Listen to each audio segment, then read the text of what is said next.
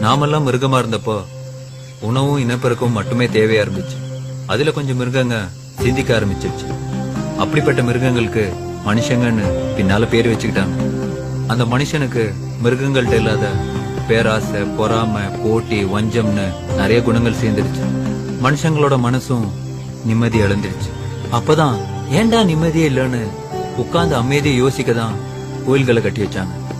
உட்கார்ந்து ஒழுக்கமா யோசிச்சவங்க நிம்மதியை கெடுத்த தேவையில்லாத குணங்களை உதுத்து விட்டுட்டு கடவுள் நிலையை அடைஞ்சாங்க.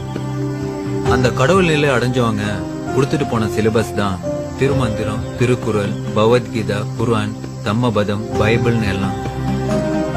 அந்த சிலபஸ உண்மையா புரிஞ்சுட்டவங்க கடவுளோட மனநிலையை அடைய முடிஞ்சது.